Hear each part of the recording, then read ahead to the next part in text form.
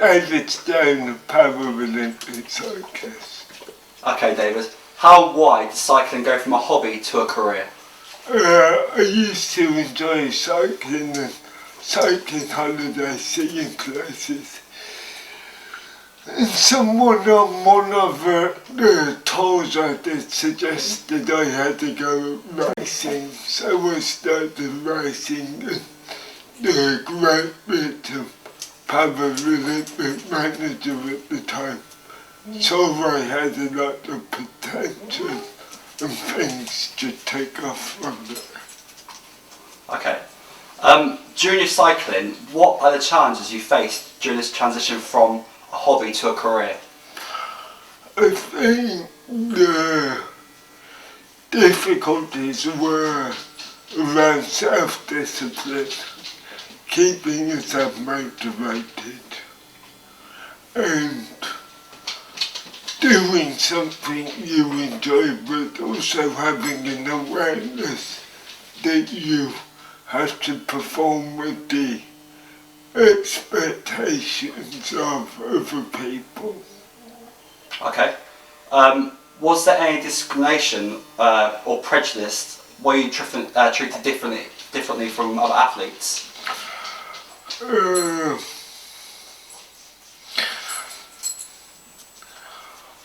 I think, of course, you always are with a disability, but sport is professional sport because of the marketing potential. And I think you have to appreciate the Paralympic athletes aren't able to be marketed in the same way as able-bodied athletes.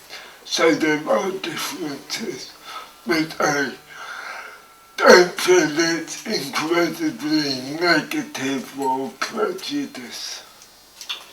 You've mentioned the marketing value of sport. As a disabled athlete, do you feel a responsibility to raise awareness of cerebral palsy, or do you think just competing and being this successful is enough?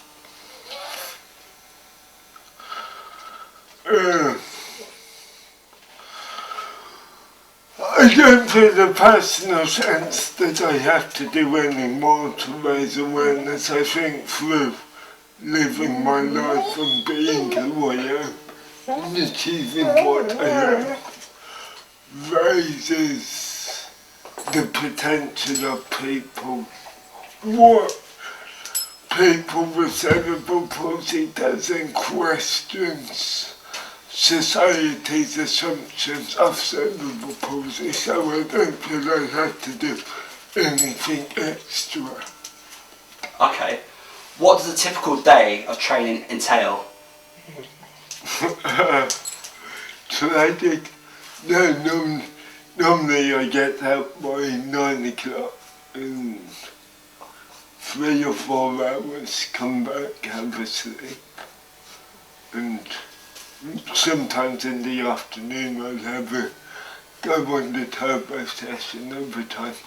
It depends really where I am in the year. Okay. You're obviously focused as a cyclist. What do you do when you're not training? How do you relax and unwind?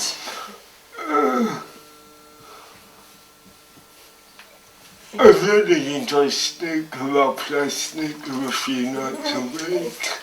See friends, love cooking, same as anyone else. Watching films, I work my way through TV series, saying boring stuff, just to relax.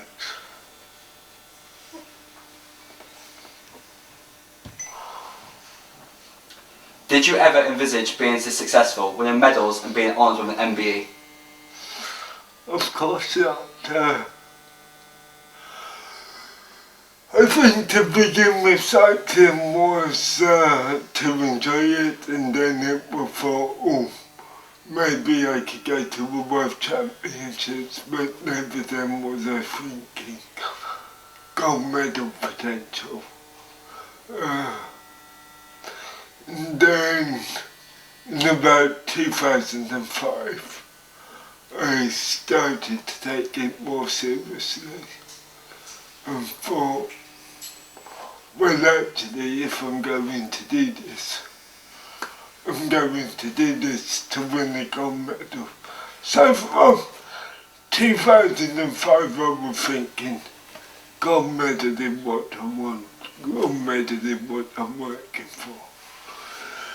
And then the MBE was a complete bonus of all that, and almost was a better moment than winning the gold medal, because my granddad got an MBE for services to the police, and I always respected him and looked up to him.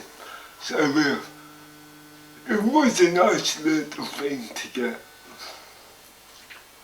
With being so successful, winning loads of gold medals and obviously the MBA you've touched on there, it's around 9 months now until the beginning of the Paralympic Games. Do you feel confident that your preparations are on track to defend your Olympic title? I think I got bored for a few years after Beijing. You win the gold medal and you sort of, I had a few other things in my life. After the World Championships this year and after a nasty crash, I actually feel very focused now, and training is ticking all the boxes and things are coming along really nicely. So yes, I'm starting to feel ready for London and things are looking good. You say you're ready for London. How excited are you about competing in London, and how will it compare as a home event rather than these overseas events? It'd be a bit colder, I guess. How do I feel about London? At times there's a massive added expectation on you. But most of the time it just feels like a really good opportunity to shine in your own country. And yes, I do feel a sense of almost responsibility to perform to the best I can, having had the country invest so much to it, on it. People's expectations, I would like to live up to their expectations and do a good ride. So yeah, it feels okay. You said there's a responsibility, if you can feel it. I've read and seen previous interviews where you said Beijing that you felt it also. Will this spur you on? Are you going to London and thinking, I want the gold medal, I'm going to win the gold medal? Yeah, I'm wanting the gold medal. I think you have to keep it in perspective with your training and really break it up, so I'm not. It isn't always the gold medal, it's just working to numbers, stepping stones almost to the gold medal, but hopefully the end result will be 2 gold medals actually. As a Leeds resident, what are your thoughts on Leeds' involvement in London 2012?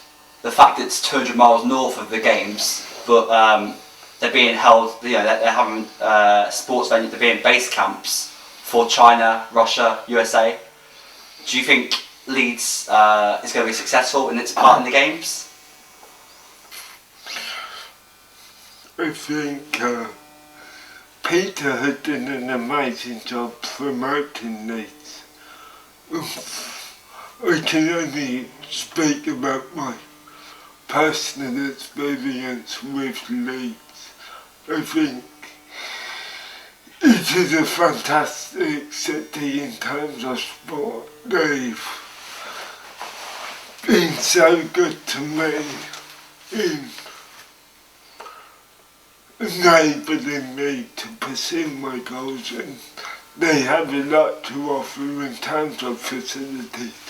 And also there's just a feel of sport with the universities.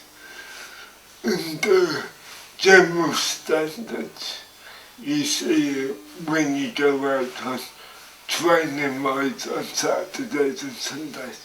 You're surrounded by really good riders, I think. Leeds has sport really good, and then you have the Dales, which are spectacular for training in. So I think Leeds has much to offer, and hopefully they will do a really good job.